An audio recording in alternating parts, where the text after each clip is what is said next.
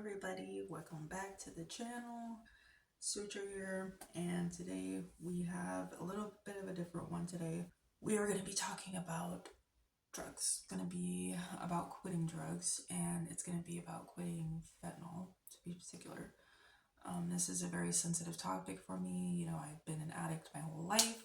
So as of today, there are over 2 million Americans ages 12 to 50, I want to say, that have an opioid use disorder. And that is crazy. That it's a really high number, and I feel like this topic is really prevalent in our society today. Not a lot of people will admit that they have a disorder or any kind of addiction to opioids or meth, whatever. So, I just want to put out a disclaimer, this is not medical advice.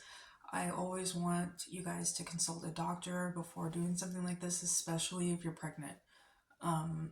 This is just based on my opinion, this is based on my experience, and I just want, to put in my 2 cents to this matter because I feel like I would be a good candidate for that. So, just to start with, if you are using, you always want to start out with how much, if you're considering quitting. So, from my experience, if you are using anywhere from a half gram to a gram, you're probably going to need some kind of assistance. And when I say assistance, I mean MAT therapy. And MAT, it stands for medication assisted treatment. And usually it's paired with counseling or some kind of therapy, from a doctor who specializes in that. So as far as the medication part goes, your two main options are going to be Suboxone, Subutex, or methadone. And from my experience, if you were talking about fentanyl, you're gonna want to be really cautious if you're wanting to do the sub thing, because in my experience, if you're getting off fentanyl and you're using a lot, you're not going to be able to just up and use Suboxone, because if you do that, you're going to be put into what's called precipitated withdrawals. And precipitated withdrawal is not fun. It's not fun. And what it is it's basically when the body is thrown into a very quick withdrawal. So think of someone who overdosed and they're given Narcan, and then when they wake up, they feel awful. That is because of precipitated withdrawal. It's the same thing if you were to take Suboxone, and basically makes you feel nauseous, it makes you feel very high anxiety, you feel like you just want to jump out of your skin and die. I swear to God, it's awful. So with that, my main suggestion or recommendation would be to go to a clinic if you are someone who is using fentanyl on the daily and a lot. So what you would do is you would go to a methadone clinic, they would assess you, and usually it takes about 8 hours, but by the end of it, if you meet the criteria, they're going to give you, I want to say 30 milligrams to start. And it's really common for people to still use during this time because normally the 30 milligrams isn't going to cut it. So in my experience, the dose didn't really do it for me until I was probably at about 70 milligrams. And you want to go to the clinic at the same time every day, because if you're going over that 24-hour period, you're not going to be feeling good, especially in that first month period. So I have done, quitting fentanyl cold turkey. I do not recommend this, but I do want to share my experience on that and basically what I found during that experience, if it works, if it's worth trying, which I honestly don't. But yeah.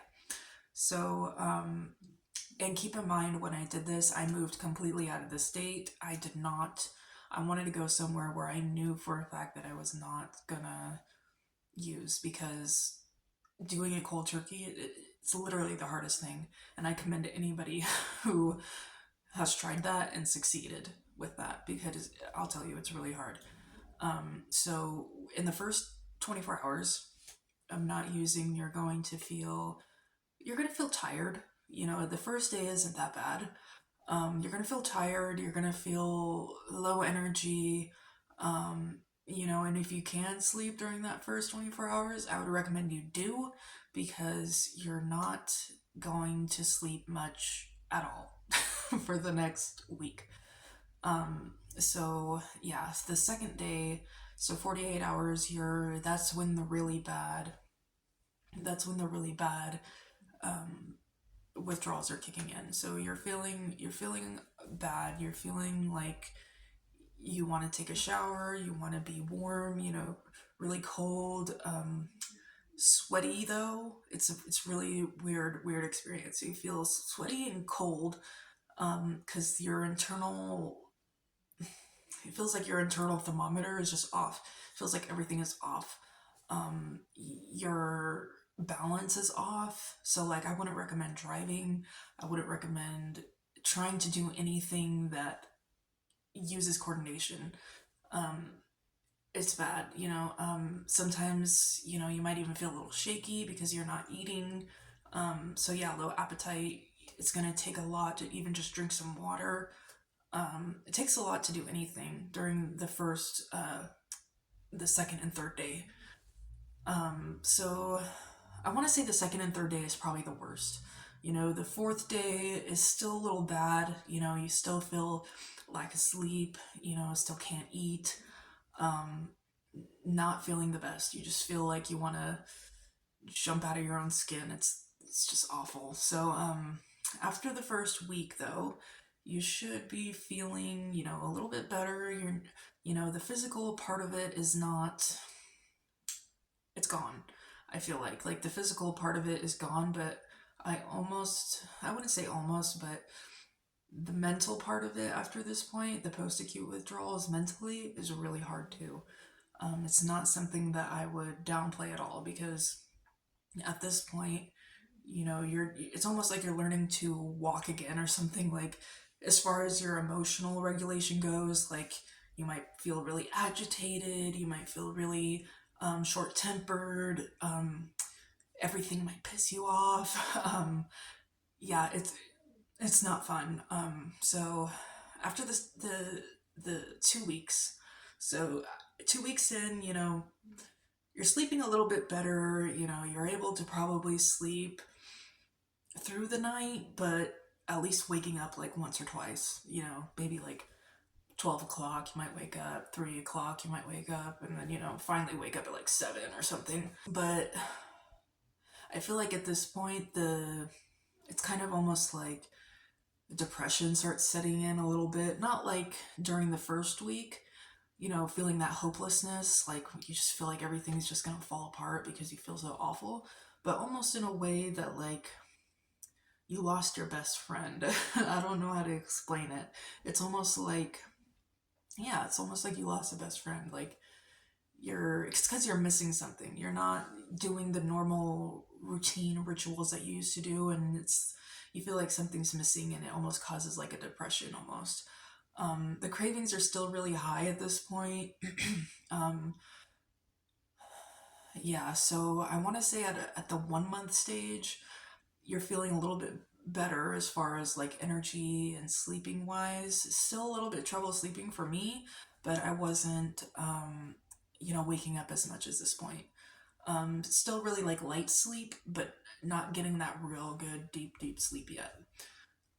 So at the 2 month stage, I was feeling great. I felt good. No, the post acute withdrawals were pretty much gone for me at this point. I didn't feel as depressed anymore, but the cravings were still there. And, that's at the point I relapsed. It was 61 days in. You know, I, I messed up, and I attribute that to not being on mat therapy, because I feel like had I had the methadone in me, or the Suboxone after a month later of not using, which I recommend. If you're doing planning on doing Suboxone, I would want to be off fentanyl for at least 2 to 3 weeks before doing Suboxone, just to keep those precipitated withdrawals at bay. But I really do feel like that helps manage the cravings and the the likelihood of relapsing. So my advice to everybody who wants to quit is to not rush things. Don't get complacent.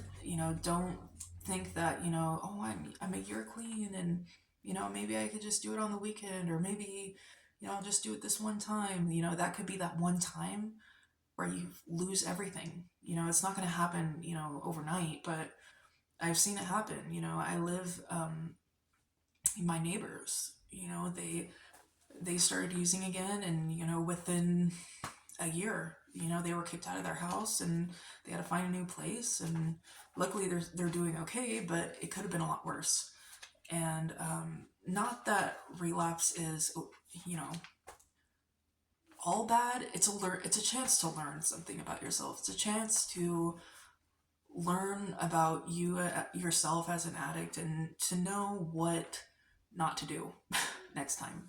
So try to be patient with yourself, and always reach out. You know, reaching out is a sign of strength. And this is something that most people can't do alone. With that, I want to end the video there. If you like this video, please leave a like, and hopefully some of you guys can, I don't know, put a New Year's resolution to quit drugs, or just even make like more healthy choices. It's hard. I know it's hard, especially with life nowadays. It's everything's so expensive, and everything is just going crazy. So yeah, I just want to end it there on a positive note, and I'll see you guys next time.